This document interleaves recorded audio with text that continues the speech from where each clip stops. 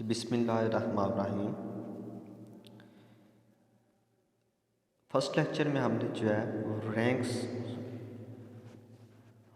Correlation के बारे में पढ़ा था और उसका हमने कुछ क्वेश्चन किए थे 15.3 एक्सरसाइज में से।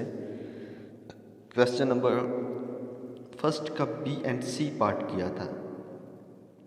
आज जो है उससे नेक्स्ट क्वेश्चन है। आज जो लेक्चर नंबर 2 सब्जेक्ट आपका statistics ICS second year rank correlation का टॉपिक हमने स्टार्ट किया हुआ था।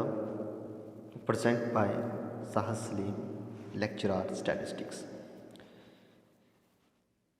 रैंक्स कोरिलेशन की फर्स्ट लेक्चर में भी डेफिनेशन आपको जो है वो पढ़ाई गई थी। अब इसको रिवाइज थोड़ा कर देते हैं क्योंकि ये आज भी जो है वो रैंक्स कोरिलेशन वाला टॉपिक्स किया है। उसमें the correlation between ranks of two individual for both variables X and Y is called rank correlation. दो वेरिएबल्स एक्स एंड वाई जो है उनके रैंक्स का जो आपस में कोरिलेशन है उसको कहते हैं रैंक्स कोरिलेशन।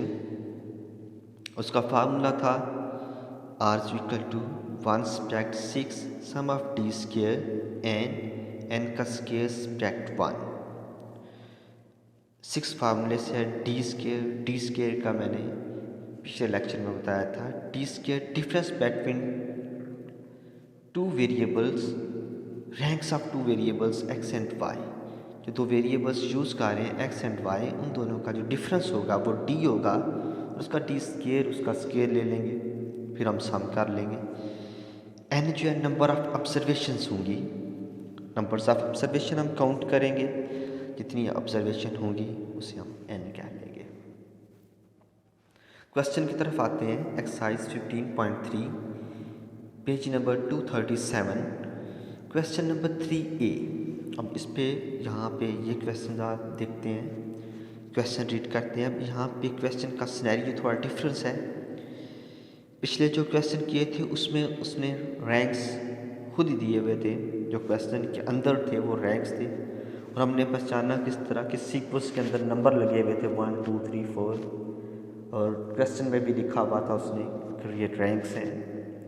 अब यहाँ पे कह रहा है 5 6 ऑफ गोल, यहाँ पे रैंक्स नहीं दिए हुए, आपको नंबर्स दे दिए ABCDE। 5 नंबर्स हैं, तरतीब के साथ ही हैं, लेकिन ये रैंक्स न्यूमेरिकल नंबर 1 2 3 4 होता है। Have different weights with A being heavier than B and B heavier than C। क्या कह रहे हैं आगे जो है second will be as soon on the weight lifter ranks the 6 having first the order A D B E C calculate the coefficient of rank correlation. Rank correlation का ही second name coefficient of rank correlation है। जिस तरह आपने पीछे chapter number 14 में correlation find किया था तो उसमें था सेकंड नेम इसको कोएफिशिएंट ऑफ कोरिलेशन भी कहते हैं, इस तरह रैंक कोरिलेशन को कोएफिशिएंट ऑफ रैंक कोरिलेशन भी कहते हैं। अब यहाँ पे आपने रैंक्स अलॉट कर दिया टू वेरिएबल्स। जो फर्स्ट वन एक्स है उस पे नंबर्स हैं ABCDE। ये जो 5 नंबर्स हैं ये एक्स के हैं। ये जो 5 नंबर्स हैं ADBEC, ये 5 नंबर आपके वाई के हैं। अब क्या लें, और रैंक्स आपने खुद अलॉट करना है। रैंक्स अलॉट करने का मेथड क्या है, आपकी मर्जी है। आप फर्स्ट वन सबसे बड़े नंबर सबसे बड़ी वैल्यूज़ को आप 1 रैंक कह दें, जो उससे छोटी है उसको 2 कह दें, जो उससे छोटी है उसको 3 कह दें। सेकंड मेथड, जो सबसे छोटी वैल्यू है उसको 1 कह दें, जो उससे बड़ी वैल्यू है उसको 2 कह दें, उससे जो फिर बड़ी है उसको 3 कह दें। दोनों तरफ से आप रैंक्स काट सकते हैं, ऑर्डरिंग एंड डिसऑर्डरिंग, ठीक है। दोनों ऑर्डर्स के अंदर आप रैंक्स दे सकते हैं। अब यहाँ पे जो है रैंक स्केल आप खुद बनाएंगे। ये मैंने रैंक स्केल आपको बना के दिया हुआ है, कुछ रैंक स्केल बनाया हुआ है। ए को हम फर्स्ट रैंक यानी कि AB में ए सबसे पहले आता है उसको फर्स्ट रैंक, B उसके बाद आता है तो उसको सेकंड रैंक, C उसके बाद आता है तो उसको थर्ड रैंक, D उसके बाद आता है तो फोर्थ वन, E उसके बाद आता है तो 5 रैंक्स। यानी कि तरतीब के साथ जो अल्फ़ाबेटिकली इंग्लिश वर्ड्स हैं ABCDE, वहाँ तक मैंने रैंक स्टार्ट कर दी, क्योंकि इस क्वेश्चन के अंदर ई तक वर्ड यूज़ हो रहे हैं। जब नेक्स्ट होगा ई के बाद F आता है तो इसको 6 रैंक्स दे देंगे, G आता है तो 7 रैंक्स कर देंगे, H आता है तो उसको 8 रैंक दे देंगे। इस तरह चलते जाएंगे सवाल कंटिन्यू कि ABC के वर्ड की तरतीब जिस तरह है, जिस तरह आप फर्स्ट क्लास से पढ़ते आ रहे हैं ABCDEFGHIJKLMNOPQR, सवाल इसी तरह हम रैंक्स जो है इसी को 1 2 3 4 5 6 7 8 9 10 इस तरह रैंक्स देते जाएंगे। इसके अंदर जो फर्स्ट वेरिएबल है ABCDE, इसको मैंने यहाँ पे x का नाम दिया और उसमें ABCDE लिख लिया। सेकंड जो है ADBEC जो सेकंड वेरिएबल है, इसको y का नाम दिया और उसमें ADBEC लिख लिया। ये वेरिएबल्स हैं रैंक्स में। अब रैंक्स आपने खुद अलॉट करनी है स्केल के मुताबिक ABC को। अगर न्यूमेरिकली वर्ड्स हैं तो जो वैल्यू सबसे बड़ी होगी उसको हम जो है वो 1 कह देंगे, जो उससे छोटी होगी उसको 2 कह देंगे। यहाँ पे A सबसे अल्फ़ाबेटिक में A को 1, B को 2, C को 3। इस तरह यहाँ पे देखिए आप रैंक्स ऑफ x, यानी कि x वाले वेरिएबल्स को आप रैंक्स देने लगे। अब A होगा तो 1, कहाँ से देखा है, यहाँ से। A है तो 1 रैंक्स देंगे हम, B होगा तो 2 देंगे, C होगा तो 3 देंगे, D होगा तो 4 देंगे।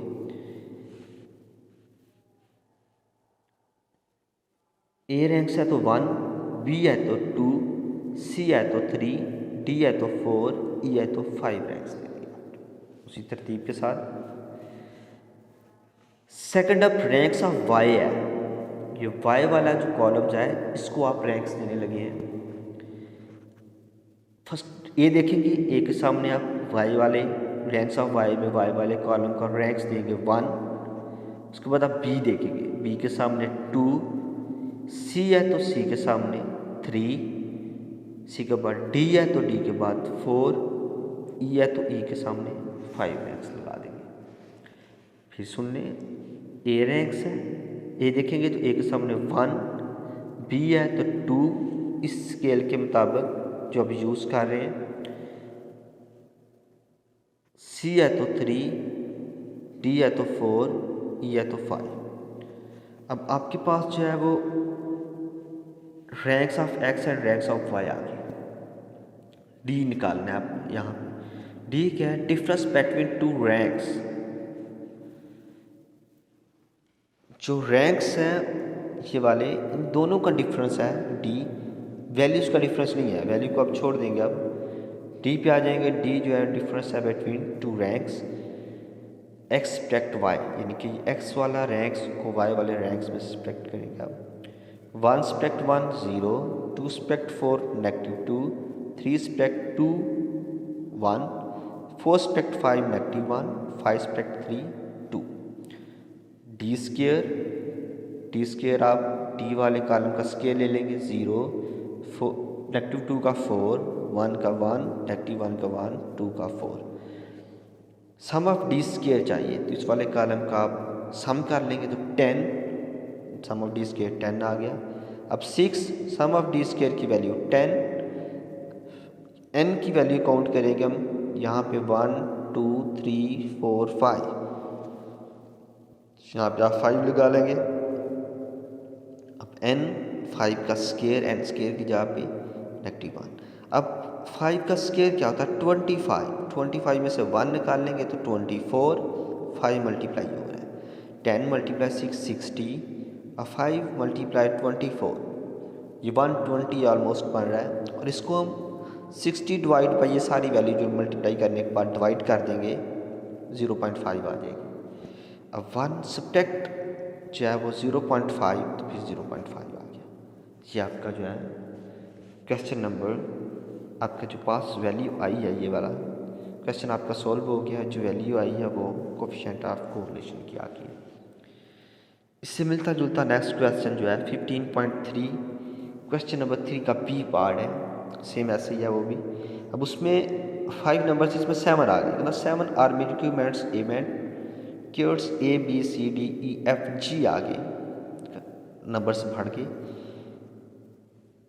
नीचे शीट दी है। यहाँ पे ये ऊपर जो है सीक्वेंस नंबर दिए हुए हैं, इसको आपने आपके काम के नहीं है ये। फर्स्ट टेस्ट जो है उसमें GFATBCE दिया हुआ है, DFEBGCA दिया हुआ है, ये दोनों। यहाँ पे आप प्लेट कर लेंगे। फर्स्ट वन जो है उसको X कह लेंगे, सेकंड को आप Y कह लेंगे। फिर इसी को पिछले क्वेश्चन की तरह, जिस तरह इसमें हमने रैंक्स दिए थे, इस तरह हम इसको रैंक्स प्लॉट करेंगे। चलते हैं ज़रा देखते हैं। अब X जो फर्स्ट वन सारे वेरिएबल्स हैं, ये नंबर्स जो हैं वेरिएबल्स के, इसको हमने X में लिख लिया ये में GF को। सेकंड जो DFEBGCA है, इसको Y में लिख लिया सबको। अब रैंक्स आपको देने हैं आपने। अब वही स्केल जो फर्स्ट वन ये बनाया हुआ था, A1 B2 C3 D4 E5 F6, इस तरह से वन कंटिन्यू आप रैंक्स अलॉट करते जाएंगे। इस क्वेश्चन में भी फर्स्ट वन आप देखेंगे, यहाँ पे कॉलम ऐड करें रैंक्स ऑफ एक्स को आपने रैंक्स देने हैं, ये एक्स वाले वेरिएबल को। अब एक्स वाले वेरिएबल में देखेंगे ए कहाँ पे है, ये ए के सामने आपने रैंक्स प्लॉट कर देगा 1, बी के सामने 2, सी के सामने 3, सी के बाद डी के बाद 4, डी के बाद 4 रैंक प्लॉट कर दिया आपने। डी के बाद आप ई को आप 5 रैंक्स प्लॉट कर देंगे, एफ उसको 6, फिर जी उसको 7 रैंक्स प्लॉट कर दिया। इस तरह आप सबको रैंक्स प्लॉट कर दिया। अब रैंक्स ऑफ वाई, जो वाई वाला कॉलम था इसको आपने रैंक्स अलॉट करने हैं। ए को 1, उसके बाद बी को 2, सी को 3, डी को 4, ई को 5, एफ को 6 और जी को 7। ठीक है, इस तरह आपने रैंक्स दोनों को अलॉट कर दिया। अब उसी तरह D is a difference between two ranks X and Y. X and Y value को जो डिफरेंस है, रैंक्स का डिफरेंस जो है, उसे कहते हैं डी। अब यहाँ पे एक्सपेक्ट वाई लिखा हुआ है, एक्स वाले रैंक्स में से वाई वाले रैंक्स को निकालना है आपने। 7 स्पेक्ट 4 3, 6 स्पेक्ट 6 0, 1 स्पेक्ट 5 -4, 4 स्पेक्ट 2 2, 2 स्पेक्ट 7 -5, 3 स्पेक्ट 3 0, 5 स्पेक्ट 1 4। अब डी का स्केयर पिछले क्वेश्चंस की तरह है, 3 का 9, 2 का 0, 4 का स्केयर लेंगे तो -4 का 16, 2 का लेंगे 4, -5 का 25, 0 16। अभी इन सबको जमा कर लेंगे, ये ग्रीन बॉक्स में इस सबको जमा किया हुआ है 70। यहाँ पे चाहिए आर इक्वल टू, हमारे पास फार्मूला था 1 स्पेक्ट 6 डी स्केयर एन का स्केयर स्पेक्ट 1। सम ऑफ डी की स्केयर की वैल्यू 70, यहाँ पे सम ऑफ डी स्केयर की वैल्यू 70 लगा ली। 6 फार्मूले वाला 6 है। एन नंबर ऑफ ऑब्जर्वेशन आपने काउंट की, ये वाली 10 नंबर ऑफ ऑब्जर्वेशन हैं। बेसिकली ये 7 है, 1 2 3 4 5 6 7, तो यहाँ पे आपने 7 लिख लिया। एन का स्केयर है 7 का स्केयर स्पेक्ट 1। अब 7 का स्केयर 49 में से 1 सब्ट्रैक्ट कर लिया तो 48 आ गया। ऊपर वाली दोनों को मल्टीप्लाई किया 420। अब इन दोनों को मल्टीप्लाई करेंगे तो 336, इन दोनों को डिवाइड करेंगे तो 1.25 आ जाएगा। 1 में से 1.25 सब्ट्रैक्ट करेंगे तो -0.25 आपका कोफिशिएंट ऑफ कोरिलेशन आ गया आर।